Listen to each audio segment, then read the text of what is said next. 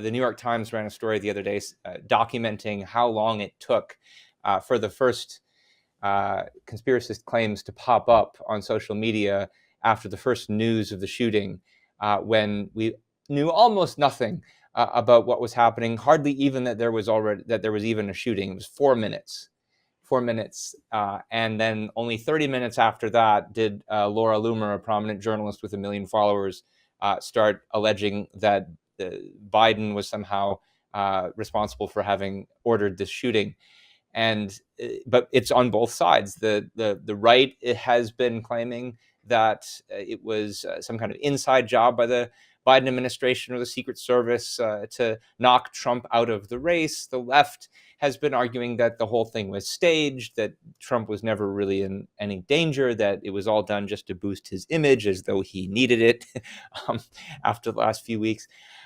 And the thing to notice is the utter lack of evidence. And so what's interesting about it to me is, in the absence of evidence, the fact that you have both sides of the political spectrum glomming onto a theory, it really brings out the tribalistic element of it, because they're in effect engaging in political wishful thinking. They really want it to be the case that it was Biden who did this, because then they can blame it on him and score political points. They really want it to be the case that Trump faked it, because then they can blame him for staging this just as a propaganda measure.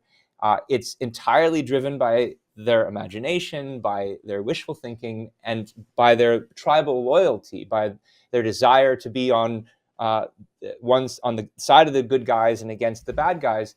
And neither of them have any basis in evidence for their claim.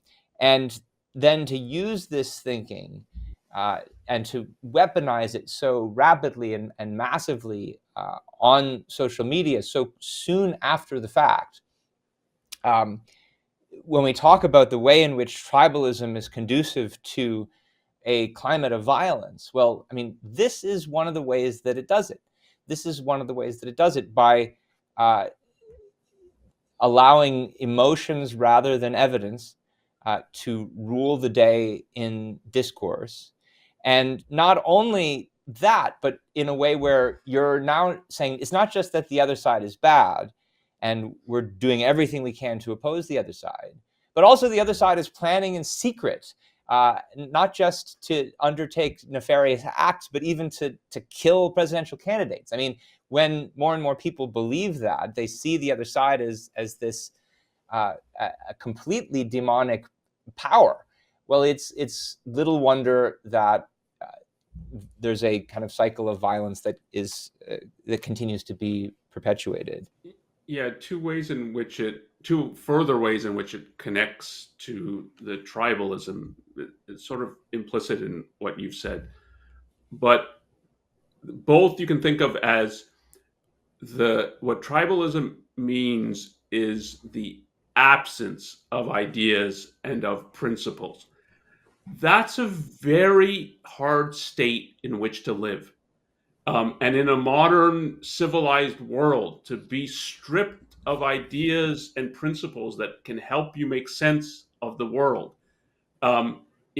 you feel at sea. And what conspiracism and these kinds of fantasies, part of what they do is they give the semblance of understanding and the semblance of explanation and control.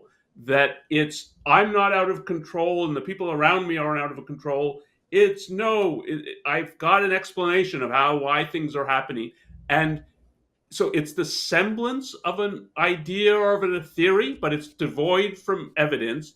And it's devoid most of the time from any kind of consistency or full logic. When you try to trace out, it doesn't make any sense that like simultaneously Biden is close to senile, but he's plotting these master plots and things like there's so many things that don't make sense, but it's just a semblance of thinking. And what they project, then it's not the other side might be gaining power because they've convinced people of anything. So the conspiracy that it's a conspiracy is always some nefarious thing that people have wielded power, and part of it, what makes it seem like you could use force, if we just eliminated those people, that would solve things, because there's not ideas that you have to address and counter and so on. It's just people. And that's also part of how the tribalists look. It's the other side is a bunch of people plotting against me in some kind of way, and I have to eliminate the people, not fight the ideas that they're advocating.